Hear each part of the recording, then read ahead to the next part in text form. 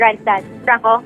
Nadadagdagan pa ba? Patuloy pa rin bang dumadami sa kabila nung nabanggit mo na medyo kumulimlim at may pag-ambo na? Oo, tama, Franco. Kanina may mga nakita ko naglalakad kasi nagmula kami malapit doon sa may headquarters ng PCC. May mga nakikita ako doon na naglalakad mula sa Bonifacio Drive o Rojas Boulevard papunta nga dito sa may Luneta. Ngayon, kanya-kanyang silong. So nakita ko ngayon, kanya-kanyang silong itong mga lumahok kasi mas lalo pang bahagya na lumalakas yung nararanasang pag-ulan dito sa Grandstand. Franco? Hindi naman pinagbawal ang payong, Trish, kasi di ba may mga event before na bawal ang payong. Ngayon ba, malinaw na pwedeng magpayong yung mga kababayan natin dyan?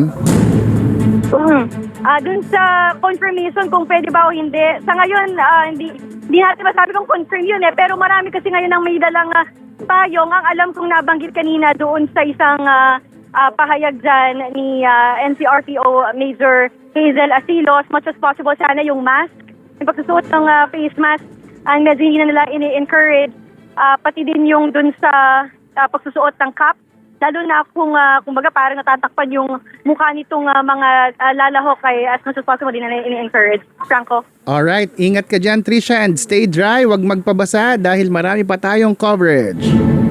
Extra! At hindi nakapag-extra si... Ayan. Go.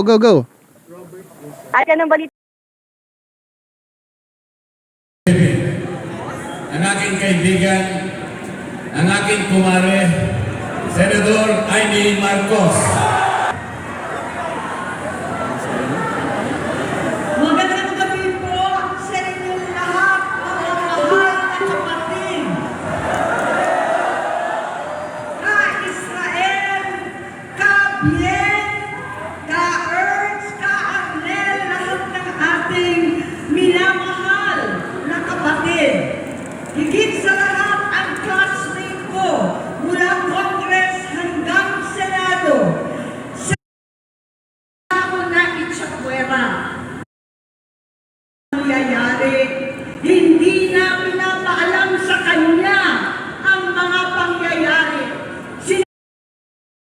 Pagtatrabaho para sa bayan.